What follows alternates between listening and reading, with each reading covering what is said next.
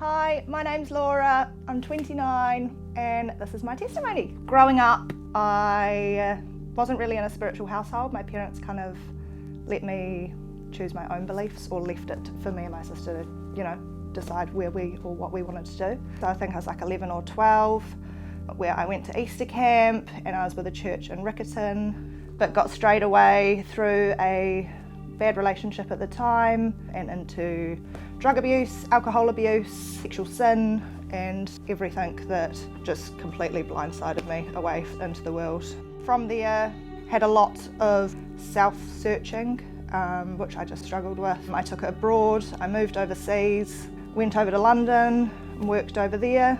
I thought that the world was like healing me where it wasn't, and again got into a worldly relationship, which was very nice to begin with, full of love, caring, affections, everything that you kind of think is normal, which you learn later on it's not. We had a blessing to be engaged by my parents. He had a ring for me and everything was just like the best it could be until he had something change in his life, which left me to become abused a lot, to the point where I was just completely broken.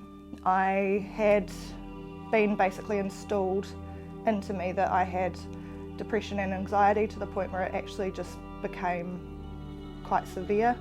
And from that, I became this completely different person. I used to be happy, healthy, loving, caring, all that. And this just destroyed everything that was me, and just started to think that this is what love is. This is like a sacrifice. COVID times, I had lost my job and my home at the same time as we broke up. I moved back home here to New Zealand where I had to isolate for 14 days, and this is kind of where the enemy took a complete foothold in my life, where I would have thoughts of, this is what you deserve, you're worthless, you're unlovable, you've got tattoos now, who's going to love you for that? And I just kind of battled along with that for about a year and a half. I came home, I would try and heal on my own with the worldly way of things, like more alcohol abuse, sexual sin, and it just wasn't working, to the point where I just kept having the enemy in my head saying that, you're just so worthless and unlovable. Why don't you just go off into that pole or do this, do that? And it was just absolutely heartbreaking, to the point where I just couldn't take it anymore. And I actually created a suicide plan. I think just having all those toxic relationships and being in the world for so long with all these horrible thoughts from the enemy, I just began to think, I'm not worthy of love, I'm not worthy of anything. I'm always kind of like the girl before the girlfriend or the girl before the wife. A family friend kept saying to me, come to church, and to which I was, I'll heal, I'll do it myself, I'll do it my way, whatever that meant, which it clearly wasn't working. I just got to this point where I was like, well, what do I have to lose? I'll go. And so it was the week before Easter this year, and I came to church here at Celebration, and Murray was talking about healing. And first the worship kind of was just what made me want to come back instantly, singing and worshipping and praising the Lord.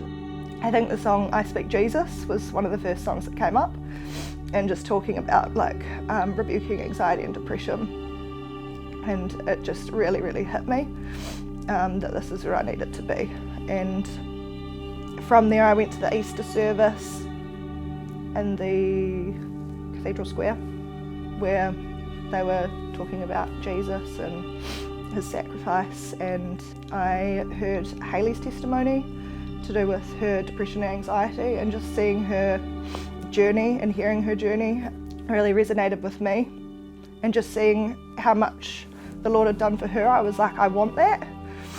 So I think that later on that day, someone invited me to a 412 service where a couple of weeks after that I attended, and Leanna and John were up the front talking after worship, and Leanna said it was on someone's heart that they had planned to do suicide, or they have a suicide planned, to which that was my plan. And it just felt like the Lord was really speaking to me, and I was just like, I need that healing. And that's when I took my salvation call with the Lord, and I just gave it all over to Him, and just absolutely cried and cried and cried. And he just healed me. He set me free.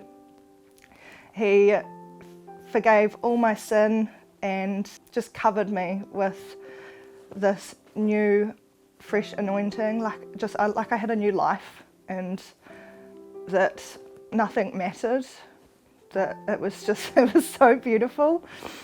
And I just felt like this new person, and instantly so much had changed. Like, I just had no desires of the world. I was just like kind of revolted by everything that had been going on, and my heart broke for that person that I was, and what the enemy was doing to me. I just felt so much love and warmth and protection, and I just wanted more and more and more. No matter what you've been through, like, the Lord has you, and He knows what's going on and how you're feeling before you do. The one that kept coming up, I think it was just consistently on my mind after the salvation, was Ephesians 2:8, which is by grace you've been saved by God. And that was kind of like that confirmation. And if this can even get out to just one person, then that's my job that's been done through the Lord. It's what He's wanted me to do this for. And that was the start of my journey with the Lord. And thank you for listening.